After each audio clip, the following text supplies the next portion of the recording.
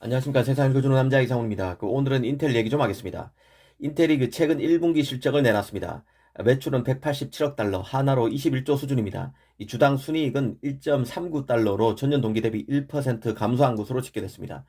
그런데 이 실적을 두고 시장 예상치를 소폭 상회했다고 인텔이 선방했다는 평가를 많이 하는 것 같습니다.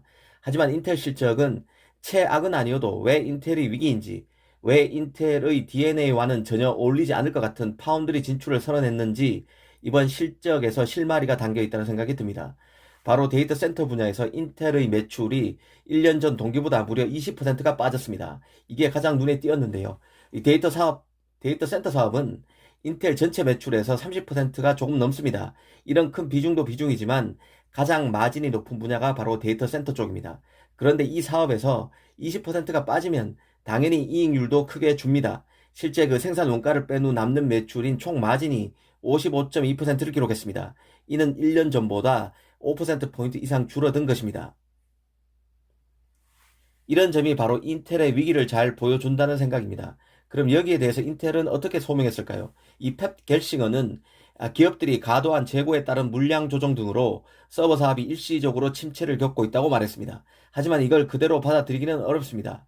물론 1년 전인 2020년 상반기만 해도 이 반도체 시장에서 미중 갈등 등으로 칩 수요 업체들이 서버용 CPU의 재고를 더 쌓았을 수 있습니다. 여기에 바이러스 사태까지 있었죠. 글로벌 공급망이 흔들렸기 때문에 칩 재고를 더 쌓으려는 수요는 틀림없이 있었을 것입니다. 하지만 이 정도 이유로는 20% 매출 감소를 납득시키기에는 턱없이 부족합니다. 결국 다른 이유가 있을 것입니다. 첫 번째로 꼽을 만한 게 바로 칩 자체 설계 움직임입니다. 이 자체적으로 데이터 센터를 갖고 있는 아마존, 구글 같은 업체들이 예전에는 인텔의 제온 CPU를 썼지만 이제는 실력파 엔지니어를 직접 고용해서 자체적으로 칩을 설계해서 삼성, TSMC 등 파운드리에 맡기고 있습니다. 이게 가장 큰 이유일 것입니다.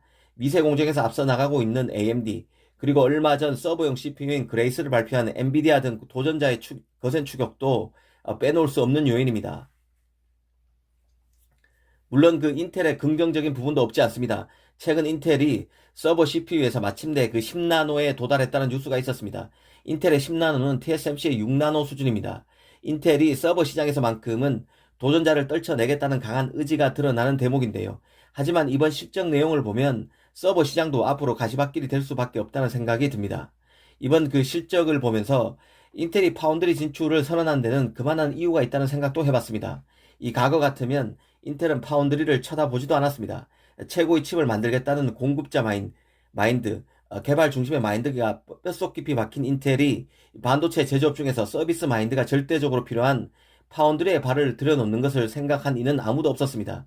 초미세 공정 개발 경쟁에서 뒤처지면서 데이터 센터와 같은 알짜배기 사업도 흔들릴 가능성이 커지면서 이런 방향 전환을 검토하고 있었던 게 아닌가 하는 생각도 해봤습니다. 하지만 인텔이 파운드리에서 성공하기는 매우 어렵다는 생각에는 변함이 없습니다. 인텔의 파운드리 진출 선에는 정부 보조금을 타내기 위한 의도가 더 강하다는 판단도 여전합니다. 어찌됐든 지금 돌아가는 양상을 보면 인텔이 10나노 이하 초미세 공정 개발에 성공하느냐 여부가 매우 중요해지고 있습니다. 이대로면 서버용 CPU에서도 안심하기 어렵습니다.